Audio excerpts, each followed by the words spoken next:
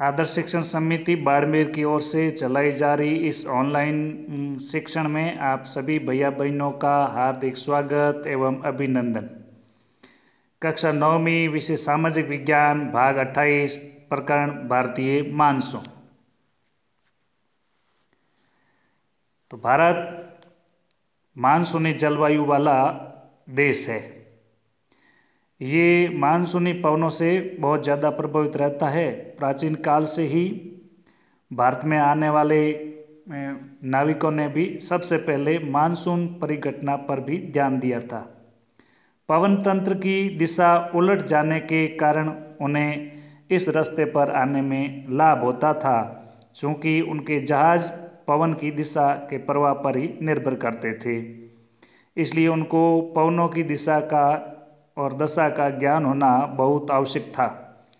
अरबवासी जो व्यापारियों की तरह भारत में आए थे, उन लोगों ने पवन तंत्र के इस मौसमी उत्क्रमण को मानसून का नाम दिया था। मानसून का प्रभाव उष्णकटिबंधीय क्षेत्रों में लगभग जो कि 20 डिग्री उत्तर और 20 डिग्री दक्षिण के बीच में रहता है। मानसून की प्रक्रिया को इस प्रकार से समझा जा सकता है। सबसे पहले आता है स्थल और जल मार्ग के गर्म और ठंडा होने की जो विभेदी प्रक्रिया है। इसके कारण भारत के स्थल भाग पर निम्न दाब का जो क्षेत्र उत्पन्न होता है, जबकि इसके आसपास के समुद्रों के ऊपर उच्च दाब का क्षेत्र बनता है। वह ग्रीष्म ऋतु के दिनों में अंत उष्णकटिबंधीय अभिसरण क्षेत्र की स्थिति गंगा के मैदान की ओर खिसक जाती है। यह विषुवतीय गर्त है जो प्रायः विषुवत वृत्त से 5 डिग्री उत्तर में स्थित होता है। इसे मानसून ऋतु में मानसून गर्त के नाम से भी जाना जाता है। है हिंद महासागर के पूर्व में। तो हिंद महासागर में मेडागास्कर के पूर्व लगभग 20 डिग्री दक्षिणी अक्षांश के ऊपर उच्च दाब वाला क्षेत्र होता है। इस उच्च दाब वाले क्षेत्र की स्थिति एवं तीव्रता भारतीय मानसून को प्रभावित करती है। ग्रीष्म ऋतु में तिब्बत के पठार। तो ग्रीष्म ऋतु में जो तिब्बत का पठार है वो बहुत अधिक गर्म हो जाता है, जिसके परिणाम स्वरूप पठार के ऊपर समुद्र तल से लगभग 9 किलोमीटर की ऊंचाई पर तीव्र ऊर्ध्वाधर वायु धाराएं एवं उच्च दाब का निर्माण होता है। यह ग्रीष्म ऋतु में हिमालय के उत्तर की ओर जेट धाराएं। तो ग्रीष्म ऋतु में हिमालय के उत्तर पश्चिमी जेट धाराओं का तथा भारतीय प्रायद्वीप के ऊपर उष्ण कटिबंधीय पूर्व जेट धाराओं का प्रभाव होता है। अंत उष्ण कटिबंधीय अभिसरण क्षेत्र क्या होता है? तो ये विषुवतीय अक्षांशों में फैला हुआ गर्त एवं निम्न दाब का क्षेत्र होता है। यहीं पर उत्तर पूर्वी एवं दक्षिण पूर्वी व्यापारिक पवनें आपस में मिलती है। ये अभिसरण क्षेत्र विषुवत वृत्त के लगभग समानांतर होता है, लेकिन सूर्य की आभासी गति के साथ साथ ये उत्तर या दक्षिण की ओर खिसकता है। इसके अतिरिक्त दक्षिणी महासागरों के ऊपर दाब की अवस्थाओं में परिवर्तन भी मानसून को प्रभावित करता है। सामान्यतः जब दक्षिणी प्रशांत महासागर के उष्ण कटिबंधीय पूर्वी भाग में उच्च दाब होता है, तब हिंद महासागर के उष्ण कटिबंधीय पूर्वी भाग में निम्न दाब होता है। लेकिन कुछ विशेष वर्षों में वायु दाब की स्थिति इसके विपरीत हो जाती है तथा पूर्वी प्रशांत महासागर के ऊपर हिंद महासागर की तुलना में निम्न दाब का क्षेत्र बन जाता है। दाब की अवस्था में इस नियतकालीन परिवर्तन को दक्षिणी दोलन के नाम से जाना जाता है। डार्विन उत्तरी ऑस्ट्रेलिया यानी हिंद महासागर 12.5 डिग्री दक्षिण से 131 डिग्री पूर्व तथा ताहिती प्रशांत महासागर 18 डिग्री दक्षिण या 149 डिग्री पश्चिम के दाब के अंतर की गणना मानसून की तीव्रता के पूर्वानुमान के लिए की जाती है। अगर दाब का अंतर इसमें ऋणात्मक होता है तो इसका मतलब ये होता है कि औसत से कम और विलंब से आने वाला मानसून है। एल नीनो दक्षिणी दोलन से जुड़ा हुआ एक लक्षण है। ये गर्म समुद्री जल धारा है जो कि पेरू की ठंडी धारा के स्थान पर प्रत्येक 2 या 5 साल के अंतराल में पेरू तट से होकर के बहती है। दाब की अवस्था में परिवर्तन का संबंध एल नीनो से है, इसलिए इस परिघटना को ENSO एल नीनो दक्षिणी दोलन कहा जाता है। एल नीनो क्या है? एल नीनो ये ठंडी पेरू जलधारा के स्थान पर अस्थायी तौर पर गर्म जलधारा के विकास को एल नीनो का नाम दिया गया है। ये एक स्पेनिश शब्द है जिसका अर्थ होता है बच्चा, तथा जो कि बेबी क्राइस्ट को व्यक्त करता है। क्योंकि ये धारा क्रिसमस के समय बहना शुरू करती है, एल नीनो की उत्पत्ति समुद्र की सतह के तापमान को बढ़ा देती है तथा उस क्षेत्र में व्यापारिक पवनों को कमजोर कर देती है। अगला बिंदु आता है मानसून का आगमन और वापसी। तो भारत जो कि मानसूनी जलवायु वाला क्षेत्र है और व्यापारिक पवनों के विपरीत मानसूनी पवनें नियमित नहीं है, लेकिन ये स्पंदमान प्रकृति की होती है। उष्णकटिबंधीय समुद्रों के ऊपर प्रवाह के दौरान ये विभिन्न वायुमंडलीय अवस्थाओं से प्रभावित होती है। भारत में जो मानसून आने का जो समय होता है वह जून के आरंभ से लेकर के मध्य सितंबर तक, यानी ये 100 से 120 दिनों के बीच का होता है।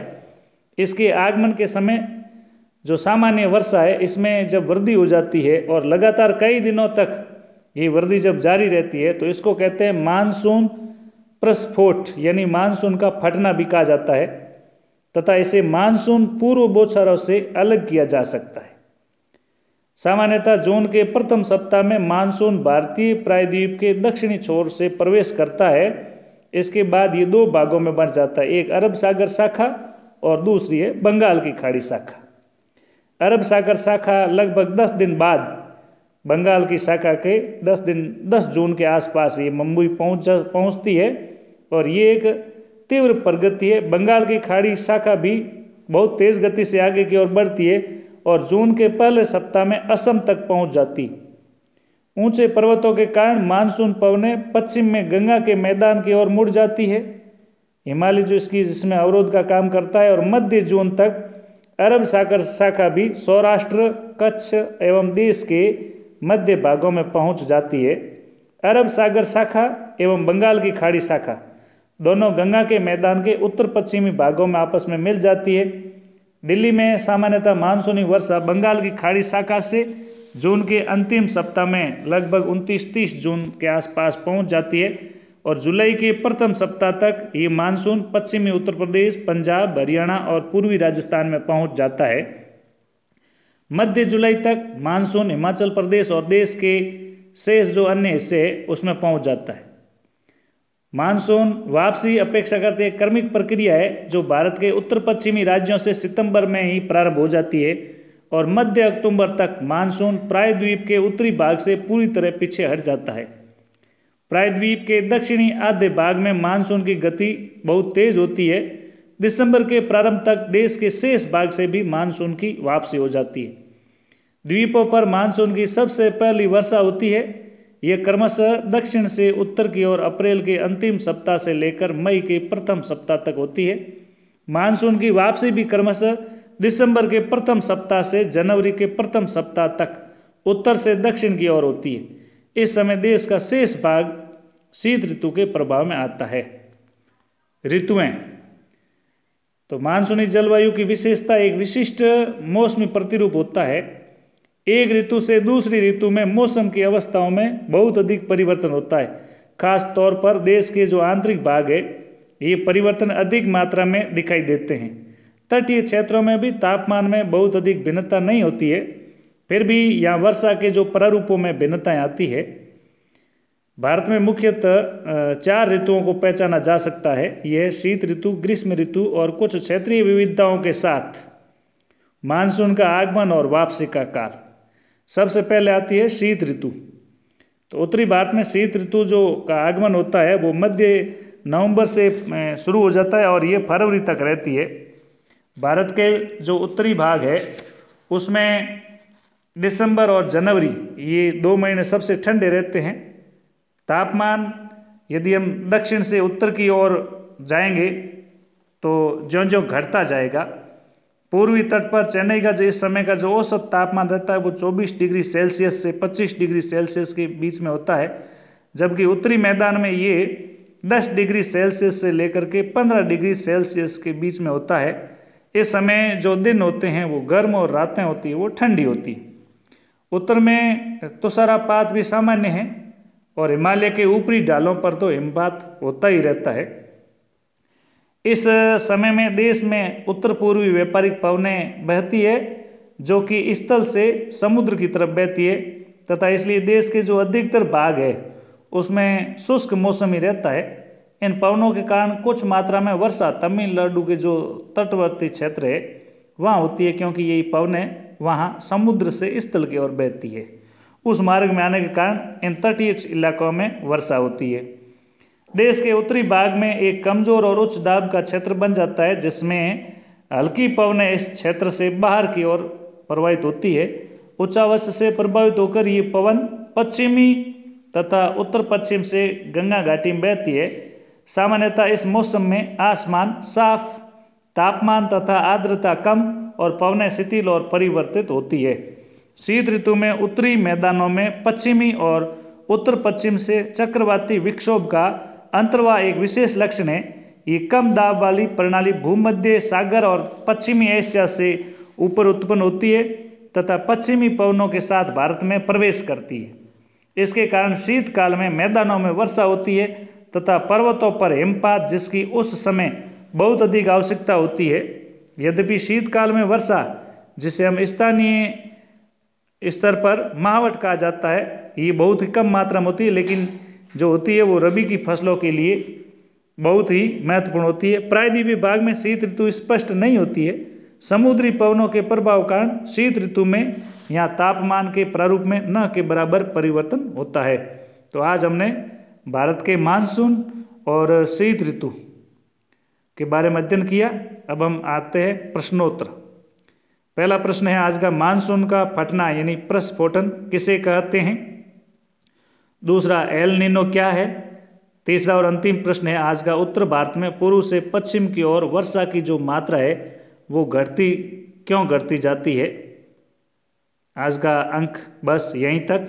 नमस्कार।